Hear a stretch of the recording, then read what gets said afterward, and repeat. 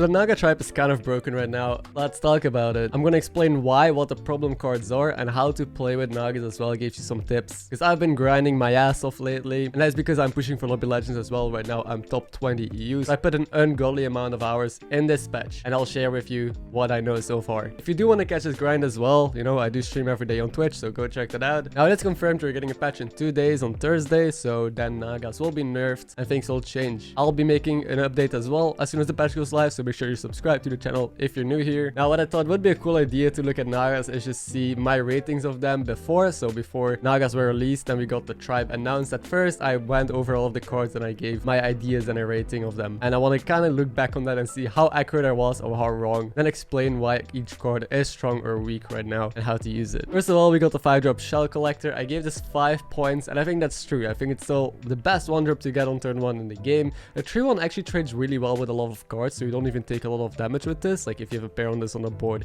it just trades pretty good because the meta is shifting a bit. I don't see as many token or reborn cards anymore. I think it's more like big stats early, and that means that the 3-1 trades better. And also it's just so flexible. It allows you to make your 5 gold turn very cleanly, and you can do any leveling curve you want. Right now there's no set leveling curve. You can do the basic curve where you level on turn 2. You can stay on 1 longer to find pairs and triples and then level aggressively. So there's no set meta or leveling. It depends on what hero you are, your opening, what you kind of want to achieve, and this card achieves everything. So one of the best cards, and I think I was correct with that. And then Mini Myrmidon, I gave this a 4. Now right now it's definitely a 5 as well. It's still one of the best 1-drops I take almost every time, just because the spellcraft does have so many synergies. Like if you had the 2-drops Snail or Lava Lurker, you want this on your board because you already get extra value. It is strong. If you triple into 6s, which you do very often in this meta right now, and hit your Atissa, then you already have a spellcraft unit on the board that is going to help you scale up your board. So this card actually had way more applications than I had in mind, but I think with the nerfs coming through, it's probably a 4. Like if things get nerfed, this will still be a good card, pretty decent, but it will not be an insta pick anymore as it is right now. So I'm gonna stick with the 4. I think that is good enough. I think it's one of the better 1-drops, just not as good as a token. And Snail I also gave a 5. Now Snail I think is more of a 4. It is really good. Like if it's the highest attack unit on tier 2 and it scales up, like if you have double Snail early with some spell generation, again this is why Mini Myrmidon is good. This is nuts. You can just be strong and level with that. It's a great pair. The only issue is if you play late game Nagas, it's kind of a bad Naga to have on the board scaling because it doesn't do anything on its own. It's not as relevant anymore going into later into the game, but early on it's nuts. I think it's more of a 4 than a 5 because I mean there's still stronger openers like Lava Lurker, which is the next card, and it's not like a must-have when you're playing Naga. So far my predictions are pretty accurate, I would say. The only thing I was really wrong about were the 6-drops, I think. So Deep Sea Angler I gave a 3, which I think like it's still not a great card. I think a 3 is fine. There's way better spell cost, but just because spell cost, I keep saying spell cost, I mean spellcraft, but just because spellcraft is so good right now, this is a good card. Like in itself it's pretty bad, but just because you need this on the board when you have Lava Lurker, when you have the Snail, or when you find Brute, which is a 4-drop that scales, or the 6-drops, like just because of all of that, any spellcraft card right now is good. So you could give this a 4. I don't think it's a 5. I think it's still one of the worst spellcraft, but it's on tier 2 next to the good 2-drops. I think right now it's probably a 4, but I think after the nerfs it'll definitely be a 3 or maybe even a 2, depending on, you know, how relevant early spellcraft is gonna be. Lava Lurker I gave a 5. I was completely praising this card, saying how nutty it would be, and I mean I don't think I have anything to add. If you hit this early, it scales up, you are incentivized to take strong spellcraft, and you have a body already, you know, gaining stats, which is usually the issue with Naga. Like if you have spellcraft, you have a good setup, but you don't hit the 6s, you don't hit your scaling, you're kind of dead. So that's why having an early Lava Lurker is nice. Late game this card isn't amazing, it's just a big body on your board. You better have other Nagas, but I mean you can't really get picky. If this gets you to tier 6 and keeps you alive, it's doing its job. It's definitely a 5, and I'm pretty sure this will be one of the cards that will see a massive nerf. The other cards I'm not so sure. I think they're not really gonna touch the 1-drops. I don't think they will touch Snail either, or the other one. I think this will be the first card that we see nerfed so far in this video. Oh, and now the 3-drops. Now Siren, I gave it a 4, but I think I was hesitant. I think I almost gave it a 3 because this is probably the most broken card right now, and I didn't know about it working with the 6 drops. So the issue is that this is great tempo. I saw this mainly as a tempo spike. It's a 5/4. It doubles your spell cost on your own units. That's nice. But what I didn't realize is that it also triggers the spellcraft. So that means that it scales if you have a brute on board, which is a 4-drop that buffs whenever you cast a spell. It will buff that every time as well for this trigger. It works with the 5-drop critter, which buffs your board +2/+2 if you cast a spell. And it works with Atissa on tier 6. So this is a must-have in every Naga comp. Like if you play Naga, this is on your board and you're gonna try and triple this. This is definitely a 5. This is nutty. It allows everything for Naga to just snowball and passively as well. Double your stats, give you that scaling.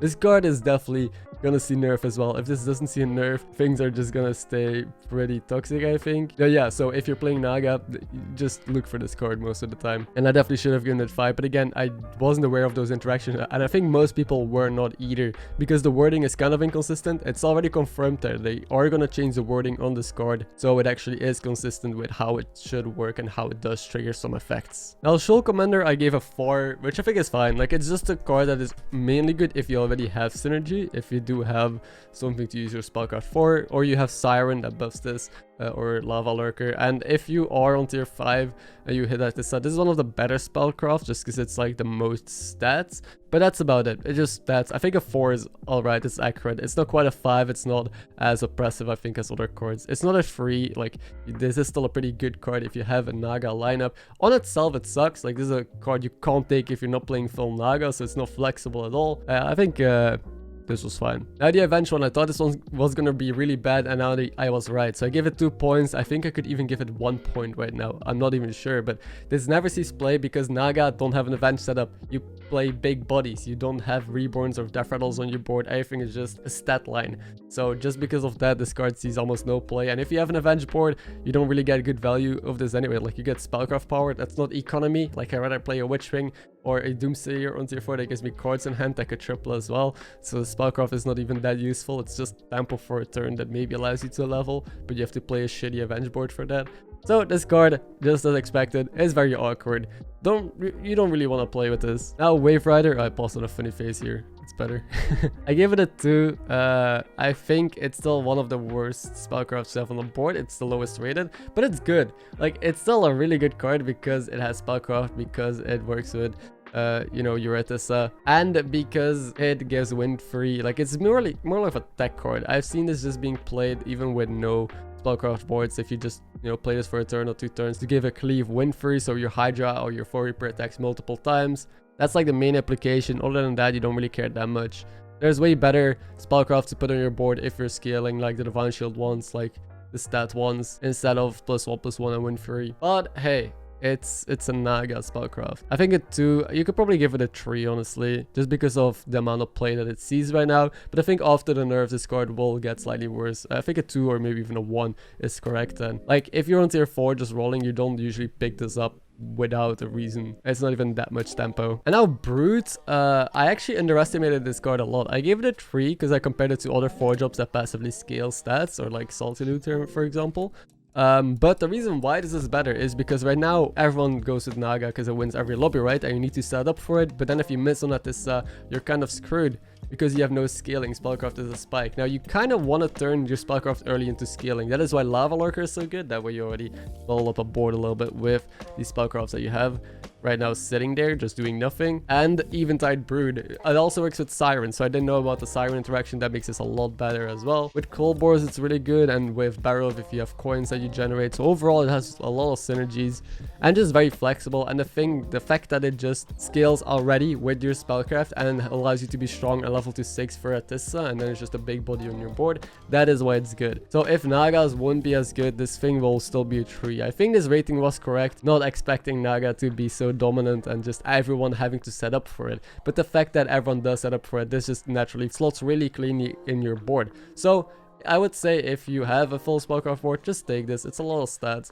and this will allow you to level safely and pivot into that late game composition right now. And I'll probably give it a 4. Now, Eelbound Archer, I only give it a 3. I think you can probably give it a 4. Like, it's better than the other spellcraft tier 4 card, I guess Wind Free, because I think plus 8 attack is a bit more relevant because you play more Divine Shield cards. Or with a Cleave, this is really huge. There was a game where I just played a Cleave with Eelbound Archer and Wind Free. That's it. I had nothing else except for some Leroys, and I got top 3 just because it's hard to deal with, honestly. So 3-4 I think is a fine rating for this card. It's like not a must-have, it's like whatever, but if you play a spellcraft board and you have your Lava Lurker or you have your Brutes, this is one of the stronger ones to have for sure, I guess, because I guess plus 8 attack. Reef Explorer, I think this is the card that everyone overestimated by so much. It's crazy. I give it a 1 point, and I think the comments that I got were a lot of people shitting on me saying this card was gonna be nuts and you basically almost always take it.